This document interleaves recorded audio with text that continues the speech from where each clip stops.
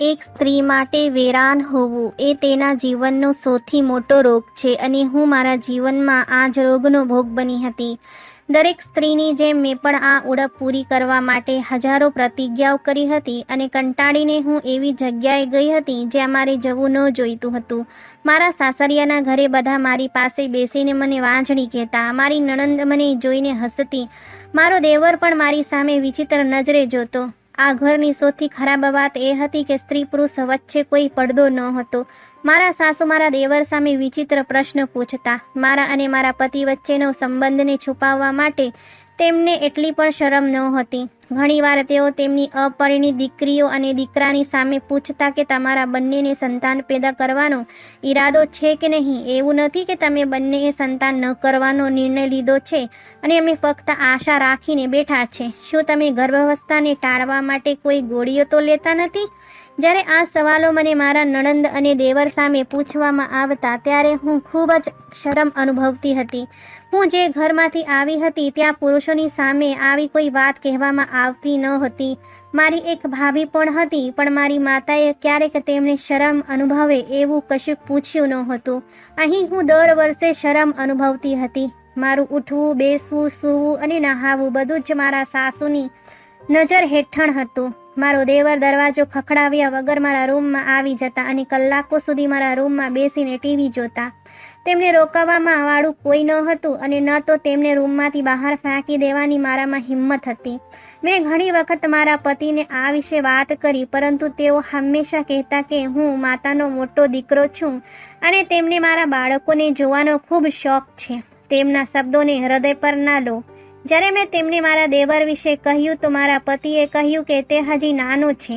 મને આ સાંભળીને નવાઈ લાગી કે 18 વર્ષના છોકરાને નાનો કેવી રીતે કહી શકાય. મારા લગ્નને 1 મહિનો પણ વીતી ગયો ન હતો ત્યારે મારી સાસુએ મને વિચિત્ર ડોક્ટરોની દવાઓ આપવાના શરૂ કર્યું, જેનું સેવન કર્યા પછી મને પેટમાં દુખાવો થવા લાગ્યો. આટલું જ નહીં, તેઓએ મારા ગળામાં બાળકો હોવાના માટે મોટા મોટા તાવીઝ પણ મૂક્યા હતા. હું જ્યારે પણ ઘરે જતી ત્યારે મારા પરિવારના સભ્યો આ બધું જોઈને પરેશાન થઈ જતા. લગ્ન પહેલાં મારા પિતાએ ખ્યાલ નહોતો કે તેઓ મારા જ્યાં લગ્ન કરી રહ્યા છે ત્યાંના લોકો ભણેલા હોવા છતાં પણ તાવીઝમાં વિશ્વાસ રાખે છે. પણ પપ્પા એક દીકરીના પિતા હતા, તેથી જ દરેક વખતે તેઓ મને એમ કહીને સાંત્વના આપતા કે સમયની સાથે બધું સારું થઈ જશે. પરંતુ હું જાણતી હતી કે કંઈક પણ સારું થવાનું નથી અને આ બધી બાબતોથી કંટાળીને મેં એવું પગલું ભર્યું કે જો લેવા વિશે કોઈક પણ સ્ત્રી 100 વાર વિચારશે. પરંતુ કેટલીક વાર સંજોગો માણસને એવું કામ કરવા મજબૂર કરી દે છે જેના વિશે તે વિચારી પણ શકતો નથી. તમે પણ મારી વાર્તા સાંભળીને ચોંકી જશો કે કેવી રીતે હું બાબા પાસે ગઈ અને બાળક માટે પોતાના હાથે પોતાની. મારું નામ કાવ્યા છે. અમારા વિસ્તારમાં શિક્ષિત લોકોની સંખ્યા ઘણી ઓછી છે અને ઘણા લોકો શિક્ષિત હોવા છતાં અભણ છે. મારા સાસરીઓ પણ એટલા જ ભણેલા અને અભણ છે. લગ્નના પહેલા મહિનાથી જ તેઓ મારા પર સંતાન મેળવવા માટે દબાણ કરવા લાગ્યા હતા. ક્યારેક મારી સાસુ કહેતા કે તેઓ મરી જવાના છે અને તેઓ તેમના પૌત્ર પૌત્રીઓનો ચહેરો જોવા માંગતા છે. તો ક્યારેક તેઓ કહેતા કે તારા માતા પિતાએ તારી જેવી ખરાબ છોકરીથી પોતાનો જીવ છોડાવીને અમારા માથા પર મૂકી દીધો છે. તેઓ જાણતા હતા કે તમે એક વેરાન સ્ત્રી છો. હું શરમથી આ જ વાતો સાંભળતી અને સહન કરતી હતી, પરંતુ ભાગ્ય પર મારા દયાળુ ન હતું અને મારા લગ્ન જીવનમાં આ રીતે 1 વર્ષ પસાર થયું. મારે કોઈક સંતાન નહોતું. લગ્નની પહેલા જ વર્ષગાંઠ પર મારા સાસુએ ચૂપચાપ શબ્દોમાં મને મારા પતિનો બીજો લગ્ન કરાવવાનું કહ્યું. આ સાંભળીને હું ચોંકી ગઈ હતી. મારા પતિ કમલેશે મને સાંત્વના આપી. તેણે કહ્યું કે ચિંતા કરશો નહીં અને મારા પરિવારની વાતને દિલ પર ન લો. તમે બહુ જલ્દી ગર્ભવતી થશો. પણ હવે મારા માટે બધાની વાત સહન કરવી મુશ્કેલ બની ગઈ હતી. હું દિવસ રાત એ વિચારીને પરેશાન રહેતી કે જો મારી સાસુ ખરેખર મારા પતિને બીજી વાર લગ્ન કરવાનું વિચારશે તો હું શું કરીશ. તેથી જ મેં કોઈક રીતે ગર્ભવતી થવા માટે અલગ અલગ રીતો શોધવાનું શરૂ કર્યું. મારી સાસુ મને જે ઔષધિઓ આપતા હતા એનું સેવન કરવાથી મારી તબિયત ખૂબ જ ખરાબ થઈ રહી હતી. તેથી જ હું પોતે ગુપ્ત રીતે ડૉક્ટરની સલાહ લેવાનું વિચારી રહી હતી. એક દિવસ મારી માતા મને મળવા ઘરે આવ્યા હતા. પણ જ્યારે મારી માતાને ખબર પડી કે હું ગર્ભવતી નથી થઈ રહી અને મારા સાસુ અને નણંદનું વલણ જોયું ત્યારે તેણે આશ્ચર્ય અને મૂંઝવણ સાથે પૂછ્યું, આ બધું શું છે કાવ્યા? મને લાગતું હતું કે તમારી સાસુ તમારા પ્રત્યે ખૂબ જ સારું વલણ રાખતા છે. તેઓ અભણ લોકો કરતાં વધુ ખરાબ લાગે છે. મારી માતાની વાત સાંભળીને હું રડી પડી. ઘણા સમય પછી મારી માના મળવા આવ્યા હતા. મારા હૃદયમાં જે પણ ઉદાસી હતી તે આંસુના રૂપમાં બહાર આવી અને મેં તેમને કહ્યું કે લગ્નના 3 મહિના પછી દરેકને મારી પાસેથી બાળકની અપેક્ષા હતી અને જ્યાં સુધી હું તેમની ઈચ્છા પૂરી નહીં કરું ત્યાં સુધી તેઓ આ રીતે મારું અપમાન કરતા રહેશે. મારી મા કહેવા લાગ્યા, કાવ્યા, આ ખરેખર એક સમસ્યા છે અને 1 વર્ષ ઘણું થઈ ગયું છે. તમારે ડૉક્ટરને બતાવવું જોઈએ. માની વાત સાંભળીને હું હસવા લાગી. મેં કહ્યું, તમે મારા સાસરિયાઓને ઓળખતા નથી. હું જો ડૉક્ટર પાસે જઈને ટેસ્ટ કરાવું ને તો આ લોકોને ચોક્કસ માનશે કે હું વાંજણી છું. આ સાંભળીને મારી માતા રડવા લાગ્યા અને મને સાંત્વના આપીને ઘરે ગયા. પણ દરવાજાની પાછળથી મારી સાવકી સાસુએ અમારી આખી વાતચીત સાંભળી અને મારી પાસે આવીને કહ્યું કે કાવ્યા, તમારી વાત મેં સાંભળી છે. હું ખૂબ જ દુઃખી અનુભવું છું. આમ કરો, તમે મારી સાથે બાબા પાસે ચાલો. ત્યાં જવાથી દરેકની મનોકામના પૂર્ણ થાય છે. માત્ર 1 જ વાર જવું પડશે અને આ રીતે કોઈને ખબર પણ નહીં પડે અને તમારી સમસ્યા પણ ઉકલાઈ જશે. મારી સાવકી સાસુએ જે કહ્યું તે સાંભળીને હું ચોંકી ગઈ. આ પહેલાં પણ તેણે ઘણી વખત વાતચીતમાં તેમના બાબાનો ઉલ્લેખ કર્યો હતો. તે સમયે મેં તેમની વાત પર ધ્યાન ન આપ્યું, પરંતુ મેં આ બાબા વિશે ઘણા લોકો પાસેથી સાંભળ્યું હતું. એ દિવસોમાં મારી ફ્રેન્ડ મને મારા સાસરે મળવા આવી. તેણે કહ્યું કે કાવ્યા, તું પહેલાંથી જ જાણે છે, સુરેશ અને હું એકબીજાને પ્રેમ કરતા હતા, પરંતુ મારા પરિવારના સભ્યો મારી અને તેમની વચ્ચે સંબંધ માટે તૈયાર નહોતા. મારા પિતાએ મારો સંબંધ બીજે ક્યાંક ફિક્સ કર્યો હતો, પણ હવે બધું બરાબર છે. સુરેશ અને હું લગ્ન કરવા જઈ રહ્યા છીએ. મારા લગ્નનું કાર્ડ જો. અમારા લગ્ન આવતા મહિને જ છે. તમારે અને કમલેશભાઈએ ચોક્કસ આવવાનું છે. હું પણ પૂજા અને સુરેશના લગ્નની વાત સાંભળીને આશ્ચર્યચકિત થઈ ગઈ, કારણ કે હું સારી રીતે જાણતી હતી કે પૂજા તેના પરિવારની બહાર લગ્ન કરે તેવી કોઈ શક્યતા નહોતી. તો તેણે એવો કયો જાદુ કર્યો હતો કે પૂજાનો સંબંધ સમાજની બહાર ફિક્સ થઈ ગયો? મેં પૂજાને અભિનંદન આપ્યા. મારા મિત્રના ગયા પછી મારી સાવકી સાસુ મારી પાસે આવ્યા અને મને પૂછ્યું કે તમે ક્યારેક બાબા પાસે જવા માંગો છો? તે મને કહો, હું તમને જાતે જ ત્યાં લઈ જઈશ. સાસુ ગયા પછી પણ હું વિચારતી રહી કે જો કોઈક રીતે હું ગર્ભવતી થઈ જઈશ તો મારા સાસરિયામાં પણ મારું સન્માન થશે. આ સિવાય મારી સાસુને મારી સામે બીજી કોઈ ફરિયાદ નહોતી. જો મેં તેમને પૌત્ર આપું તો કમલેશના બીજા લગ્નનો વિચાર પણ તેમના મગજમાંથી નીકળી જશે. સાંજે કમલેશ ઘરે આવ્યા ત્યારે મેં તેમને બાબા વિશે જણાવ્યું. મારી વાત સાંભળીને કમલેશ કહેવા લાગ્યા કે આવા કોઈ ચક્કરમાં પડશો નહીં. જ્યારે ભગવાને અમારા નસીબમાં લખ્યું હશે ત્યારે અમને બાળક મળશે. આ બાબા લોકો મોટા ભાગે ધંભી હોય છે, જે પૈસા માટે લોકોનો ઉપયોગ કરે છે. કમલેશની વાત સાંભળીને મારું હૃદય તૂટી ગયું. પુરુષોનું શું? ન તો કોઈ તેમને વંધત્વ વિશે ટોળા મારતું નથી કે તેમને બાળકો ક્યારેક થશે જેવો પ્રશ્ન પૂછીને કોઈ તેમને હેરાન કરે. હું સાવ ચૂપ થઈ ગઈ. હું એ સમયની રાહ જોઈ રહી હતી જ્યારે હું મારી માતાના ઘરે જઈશ અને ત્યાંથી મારી સાવકી સાસુ સાથે બાબા પાસે જઈશ. મેં નક્કી કરી લીધું હતું કે કમલેશને કહ્યા વગર બાબા પાસે જઈશ. આખો મહિનો વીતી ગયા પછી જ્યારે મારી મિત્ર પૂજાના લગ્નનો સમય નજીક આવ્યો ત્યારે મેં સાસુથી પાસેથી માના ઘરે રહેવાની પરવાનગી લીધી. બાબા પાસે જવા માટે લગ્ન માત્ર એક સાધન હતું. કમલેશ મને મારી માતાના ઘરે મૂકી ગયા અને કહ્યું કે હવે તમે 2 અઠવાડિયા શાંતિથી રહો અને બાળક વિશે કશું વિચારતા નથી. તમે તમારી માતાના ઘરે જઈ રહ્યા છો. તમારે તમારી માતા સાથે ખુશ રહેવું જોઈએ, પરંતુ આ કેવી રીતે બની શકે? નિસંતાન સ્ત્રીને જોઈને કોઈ વ્યક્તિ સંતાન વિશે ન પૂછે તે શક્ય નથી. મારા ઘરમાં પ્રવેશતા જ સામે મારી કાકી બેઠા હતા. તેણીએ મને જોતાની સાથે જ કહેવાનું શરૂ કર્યું, કાવ્યા, ગુડ ન્યૂઝ ક્યારે આપવાની છે? આ સવાલ સાંભળતા જ મારા આખા શરીરમાં આગ લાગી ગઈ હતી. જ્યારે કાકીએ મારા ચહેરાના બદલતા રંગને અનુભવ્યો ત્યારે તેઓ કહેવા લાગ્યા, અરે હું તો આવું જ પૂછતી હતી. મારી કિંજલના લગ્ન પણ તમારી સાથે જ થયા હતા ને? હવે તે એક બાળકની માતા બની ગઈ છે અને તે ફરીથી ગર્ભવતી છે. મેં કાકીની વાતનો જવાબ આપ્યા વગર મારા ભાઈના રૂમમાં ગઈ, જ્યાં મારી ભાભી સૂતા હતા. તે સમયે મારી ભાભીને સૂતા જોઈને હું પરેશાન થઈ ગઈ હતી. મને જોતાની સાથે જ ભાભી ઊભા થયા અને મને ગળે લગાડીને કહ્યું, અભિનંદન કાવ્યા, હું માં બનવાની છું. મારી ભાભીની વાત સાંભળીને જ્યારે હું ખુશ થઈ ત્યારે મને એ પણ સમજાયું કે માં બનવાની ખુશીએ તેમના ચહેરાને ખૂબ ચમકાવી દીધો હતો. જ્યારે હું દિવસે દિવસે નિસ્તેજ થઈ રહી હતી. મારી ભાભીને અભિનંદન આપ્યા પછી મેં ગુપ્ત રીતે મારી સાસુને ફોન કર્યો અને તેમને કહ્યું કે મને તરત જ બાબા પાસે લઈ જાઓ. મારા સાસુ કહેવા લાગ્યા, અમારા નજીકના સંબંધી ગુજરી ગયા છે, આજનો દિવસ મુશ્કેલ છે, હું તમને સરનામું આપીશ, તમે જાતે જ જાઓ. મારી સાસુની વાત સાંભળીને હું ગભરાઈ ગઈ. મેં મુશ્કેલથી કહ્યું કે મેં આજ સુધી તમારા બાબાને જોયા પણ નથી. ત્યાં ગયા પછી હું તેમની સાથે શું વાત કરીશ? હું આજ સુધી ક્યારેક કોઈ બાબા પાસે ગઈ નથી. મેં જે કહ્યું તે સાંભળીને મારી સાસુ હસી પડ્યા. તેઓ કહેવા લાગ્યા, બાબા હવે હયાત નથી, વર્ષો પહેલાં તેમનું અવસાન થયું હતું, તમારે એ બાબાની સમાધિ પર જવું પડશે. આ સાંભળીને મને આશ્ચર્ય થયું કે હું તેમની સમાધિ પર જઈને શું કરીશ. મેં વિચાર્યું હતું કે તેઓ એક જીવંત વ્યક્તિ હશે જે મને વાંચવા માટે કંઈક આપશે, તેમની કેટલાક આધ્યાત્મિક જ્ઞાનથી મારી મદદ કરશે.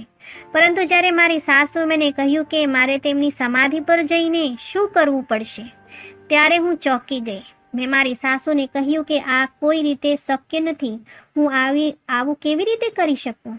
હું આવું કંઈક કરવાનું વિચારી પણ શકતી નથી. મારા સાસુ કહેવા લાગ્યા, તમે આટલું બધું કેમ વિચારો છો? જો કોઈ વ્યક્તિને સુખ જોઈતું હોય ને તો કોઈક બલિદાન તો આપવું જ પડે છે, અને છૂટાછેડા લેવા કરતાં આ બલિદાન કરવું વધુ સારું છે. મારી ઈચ્છાઓની પ્રાપ્તિ માટે મેં પણ આ માર્ગ અપનાવ્યો છે. કોઈને ખબર પણ ન પડી અને આજે મારી ખુશી એટલે કે તમારા સસરા મારી મુઠ્ઠીમાં છે. મારા સાસુનો ફોન સ્વિચ ઓફ થયા પછી હું ચિંતિત થઈને બેઠી અને લાંબા સમય સુધી વિચારતી રહી. હું સમજી શકતી નહોતી કે આ કેવા પ્રકારની સમાધિ છે જ્યાં મારે મારી ઇજ્જત ગુમાવવી પડશે. ઘણું વિચાર્યા પછી મેં નક્કી કર્યું કે હું ત્યાં નહીં જઈ શકું, કારણ કે તે મારા માટે બહુ મુશ્કેલ કામ હતું. મેં મારા નિર્ણય વિશે મારી સાવકી સાસુને પણ ચેતવણી આપી દીધી હતી અને મારા મિત્રના લગ્નમાં હાજરી આપ્યા પછી હું મારા સાસરે પાછી ગઈ હતી. પણ મારા સાસરે પહોંચતા જ મારા હોશ ઉડી ગયા. મારા સાસુના મિત્ર આવ્યા હતા અને મારી સાસુ તેમની પુત્રી સાથે મારા પતિના લગ્નની વાત કરી રહ્યા હતા. ખરેખર તો હું એક દિવસ પછી આવવાની હતી, પણ હું એક દિવસ પહેલાં જ મારા સાસરે પહોંચી ગઈ હતી અને મારી સાસુને આ વાતની ખબર નહોતી. મેં મારી સાસુના શબ્દો સાંભળ્યા કે મારી વંદત્વને કારણે તેઓ કમલેશનો બીજો લગ્ન કરવા માંગે છે. મારા પગ નીચેથી જમીન નીકળી ગઈ. મેં ગુસ્સેમાં મારી સાસુને કહ્યું કે મારા લગ્નને 1 વર્ષ પણ નથી થયું અને તમે તમારા પુત્રના બીજા લગ્ન કરવાનું વિચારી રહ્યા છો. મારી સાસુ પહેલાંથી જ ભરેલા હતા. મારી વાત સાંભળીને તેઓ કહેવા લાગ્યા કે જ્યારે તમને 1 વર્ષમાં બાળક નહીં થઈ શક્યું તો હવે તમે શું કરશો? હવે અમને તમારી પાસેથી કોઈ અપેક્ષા નથી. મેં મારી સાસુને કહ્યું કે ઓછામાં ઓછા થોડાક વધુ મહિનાઓ ધીરજ રાખો. મારા સાસુ મોડું કરીને કહેવા લાગ્યા, ઠીક છે, હું વધુ 3 મહિના રાહ જોઉં છું, તે પછી હું મારા પુત્રના ફરીથી લગ્ન કરાવીશ. કમલેશ કામે ગયા હતા. જ્યારે હું મારા રૂમમાં રડતી આવી તો મેં જોઈને ચોંકી ગઈ કે મારો દેવર મારા પલંગ પર પહેલાંથી જ સૂઈ રહ્યો હતો. ટીવી પર કોઈ ફિલ્મ જોઈ રહ્યો હતો. મને જોઈને પણ તે બેઠો નહોતો. મને તેમની આ શૈલી ખૂબ જ ખરાબ લાગી. મને લાગ્યું કે તેમને સખત ઠપકો આપીને રૂમની બહાર જવા માટે કહું. પણ પછી મને લાગ્યું કે મારી સાસુ કમલેશના બીજા લગ્ન વિશે વિચારી રહ્યા છે. જો હું સહેજ પણ ભૂલ કરીશ તો તેમને નવી તક મળશે. હું મારી સાસુને કોઈ તક આપવા માંગતી નહોતી, કારણ કે અત્યાર સુધી કમલેશને મારા માટે પ્રેમ અને સહાનુભૂતિ હતી. પણ જો મારાથી કોઈક ભૂલ થાય તો કોને ખબર, કમલેશ પણ મારાથી ગુસ્સે ન થાય. જ્યારે મારા દેવર લાંબા સમય પછી રૂમમાંથી બહાર નીકળ્યા ત્યારે હું બેડ પર પડીને રડવા લાગી. મારા કાનમાં સાસુના શબ્દો ગુંજતા હતા. તેણે કહ્યું હતું કે ત્યાં જઈને પહેલાં તમારે તમારી બ્લાઉઝ અને સાડી ઉતારવી પડશે અને તેને સમાધિના ઝાડ પર લટકાવી દેવી પડશે. તે પછી તમારે સમાધિની પાસે ઊભા રહેવું પડશે અને તમારી ઈચ્છા કરવી પડશે અને પછી તે જ રીતે સમાધિમાંથી બહાર એટલે કે પાછા આવવું પડશે. મારી સાસુની વાત સાંભળીને મારો રૂવાણો ઊભો થઈ ગયો હતો. મેં કહ્યું, તમે હોશમાં છો? હું સમાધિ પર જઈને મારી સાડી અને બ્લાઉઝ કેવી રીતે ઉતારી શકું? મારી સાસુએ કહ્યું, ચિંતા ન કરો, ત્યાં આવનારા તમામ સ્ત્રી પુરુષો તેમની ઈચ્છા પૂર્ણ કરવા માટે એવું જ કરે છે. મેં મારી સાસુને પૂછ્યું કે શું આપણે આપણી સાડી અને બ્લાઉઝ ઉતારીને બીજું બ્લાઉઝ અને સાડી પહેરી શકીએ? સાસુએ કહ્યું, ના ના ના, તમારે એ જ રીતે સાડી અને બ્લાઉઝ વિના સમાધિમાંથી બહાર આવવું પડશે. પછી 17 ઢગલા ચાલ્યા પછી તમે તમારી જાતને ઢાંકી શકો છો. મારા સાસુએ મને સરનામું આપ્યું હતું અને તેમને અનુકૂળતા જણાય તો જવાનું પણ કહ્યું હતું. હું આવી જગ્યાએ જવાનો વિચાર પણ કરી શકતી નહોતી, પણ હવે મને મારું ઘર સચાવવા ખાતર આ કામ મુશ્કેલ લાગતું નહોતું. મેં વિચાર્યું કે હું ત્યાં એકલી નહીં હોઉં અને આ ઉપરાંત સ્ત્રીઓ અને પુરુષો તેમની ઈચ્છાઓ પૂરી કરવા માટે પણ આવું જ કરતા હશે. જ્યારે જરૂર પડે ત્યારે હૃદય બહાનું શોધી લે છે. સાંજે જ્યારે કમલેશ ઘરે પાછા આવ્યા ત્યારે તેમની માતાએ તેમને કહ્યું કે તેઓ તેમના બીજા લગ્ન વિશે વિચારી રહ્યા છે. આ સાંભળીને કલ્પેશ તરત જ ના પાડી દીધી. મારી સાસુએ તરત જ છરી ઉપાડીને તેમના ગળા પર મૂકી દીધી અને કહ્યું કે જો તમારી પત્ની 2 મહિનામાં ખુશખબર નહીં આપે ને તો હું મારી જાતને મારી નાખીશ. હું હજી પણ તમારા બાળકોને જોવાની આશમાં જીવતી છું. તારે જીવનભર નિસંતાન રહેવું પડશે તો હું જીવતી રહીને શું કરીશ? તેમની માતાને આ રીતે છરી ઉપાડતા જોઈને કમલેશે તેમને વચન આપ્યું હતું કે જો તેમને 2 મહિનામાં બાળકના સમાચાર નહીં મળે તો તે ચોક્કસપણે બીજા લગ્ન વિશે વિચારશે. કમલેશના શબ્દોએ મારા પગમાંથી જીવ છીનવી લીધો હતો. મારા માટે ઊભા રહેવું પણ મુશ્કેલ બની ગયું હતું. એ જ ક્ષણ હતો જ્યારે મેં નક્કી કર્યું કે હું બાબાની સમાધિ પર ચોક્કસ જઈશ. કોણ જાણે મારા સાસુની જેમ મારી પણ ઈચ્છા પૂરી થઈ શકે અને મારા લગ્ન કદાચ બચી જશે. પણ એક સમસ્યા એ ઊભી હતી કે મારી સાસુ મને ફરી આટલી જલ્દી મારા મમ્મીના ઘરે જવાની પરવાનગી આપશે નહીં અને મને એ પણ ખાતરી હતી કે જો હું 2 મહિનામાં ગર્ભવતી ન થઈશ તો તેઓ મારી સોતન ચોક્કસ લાવશે. તેથી જ મેં બીજો રસ્તો શોધી કાઢ્યો અને તે સમયની રાહ જોઈ જ્યારે ઘરમાં કોઈક હાજર ન હોય. ઘણીવાર મારા સાસુ અને નણંદ બપોરે કોઈક સંબંધીને ઘરે જતા હતા અને પછી આખા અઠવાડિયા પછી એક એવો દિવસ આવ્યો જ્યારે ઘરમાં મારા સિવાય બીજું કોઈ હાજર ન હતું. વિચાર્યા વિના મેં મારી જાતને ચાદર વડે ઢાંકી લીધી અને ઘરની બહાર નીકળી ગઈ. આ સરનામું મારા ઘરથી ઘણું દૂર હતું. જ્યારે હું રિક્ષા દ્વારા સમાધિ પર પહોંચી ત્યારે મને જોઈને આશ્ચર્ય થયું કે સમાધિ પર એક સૂખું ઝાડ હતું જેના પર પાંદડા નહીં પરંતુ ઘણી બધી સાડીઓ અને બ્લાઉઝ લટકેલા હતા. જેમ મેં સમાધિની અંદર પગ મૂક્યો હું ચોંકી ગઈ, કારણ કે અંદર 3 છોકરીઓ અને 5 પુરુષો હાજર હતા અને તે બધાએ તેમની સાડીઓ અને બ્લાઉઝ ઉતારી દીધા હતા અને તેમને ઝાડ પર લટકાવી દીધા હતા અને તેમની ઈચ્છા માંગી રહ્યા હતા. મારા હાથ પગ ધ્રુજવા લાગ્યા. મેં આંખો નીચી કરી. આ દૃશ્ય મારા માટે ખૂબ ડરામણું હતું. ત્યાં એક માણસ મને દબાણ કરતો હતો. તેણે કહ્યું કે શરમાશો નહીં અને આવો અને તમારી ઈચ્છા માંગો. બાબાના દરવાજે જે આવે છે તે ખાલી હાથે જતો નથી. હું ધ્રુજતી અંદર ગઈ. મેં ચાદર વડે મારો ચહેરો સાવ છુપાવી રાખ્યો હતો અને અહીં મને કોઈ ઓળખશે નહીં તે વિચારીને અહીં આવી હતી. પણ હવે અહીં મારી સાડી અને બ્લાઉઝ ઉતારવાના વિચારે મને પરસેવો વળી ગયો. હું થોડી વાર ત્યાં એમ જ ઊભી રહી. સ્ત્રી પુરુષો ત્યાં બેશરમતાના ચિત્રની જેમ ઊભા રહીને તેમની ઈચ્છા પૂછી રહ્યા હતા. મારા હૃદયમાં એક જ વિચાર ચાલી રહ્યો હતો કે આ બધું અંધશ્રદ્ધા અને અપરાધ સિવાય બીજું કંઈક નથી.